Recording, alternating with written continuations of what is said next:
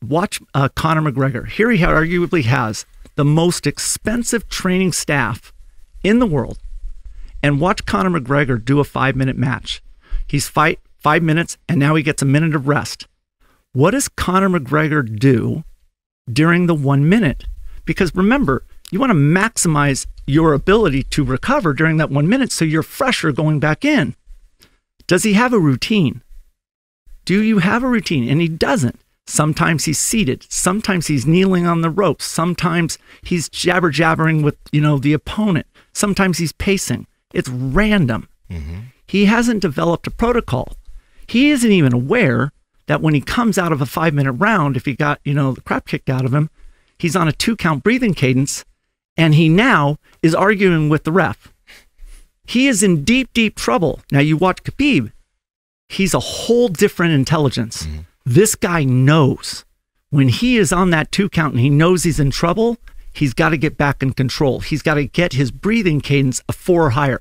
Conor McGregor will take a 5-minute round, come out with a 2-count breathing cadence, and go back in with the 2-count breathing cadence because he's too busy jibber-jabbering.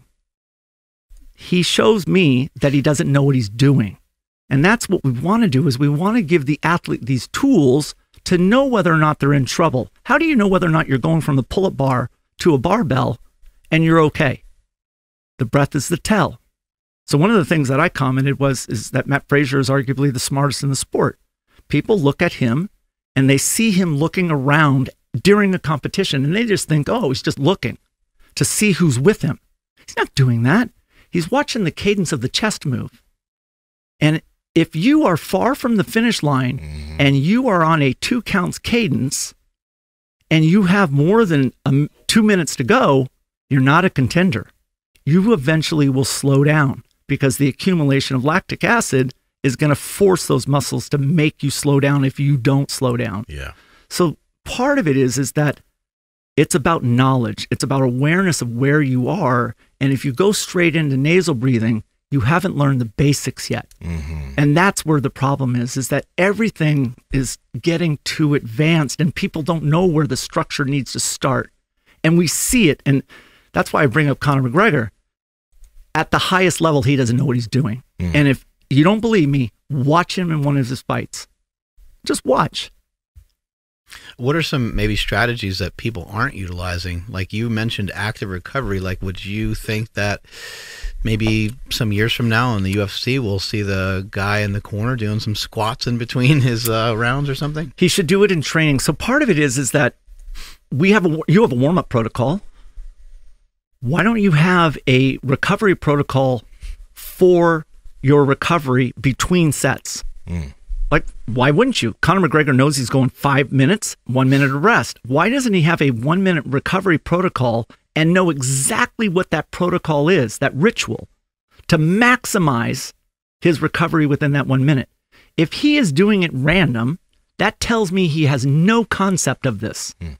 Every single time, it's different. Meaning he doesn't know that the body responds to repetition. Let me ask you, if somebody were to implement it, I understand that doing high intensity work, you're going to start to open your mouth. Like I noticed that with jiu-jitsu. Once I purposely want to speed something up in a match, I'll start breathing through my nose, then it'll be nose, mouth, and my opponent's already breathing all through their mouth. So I know once I turn it up on him, they're fucked, right? So why is it incredible that you know that? That was incredible. Yeah. The awareness of your competitor. That's what Frazier is doing, right? You're aware that they're in trouble. Yeah. And there's nothing they could do about it. They can't fake it. Yeah, that to me that's where the sophistication of the athlete is in tune. And you're going to beat them because you're smarter. Yeah. Right?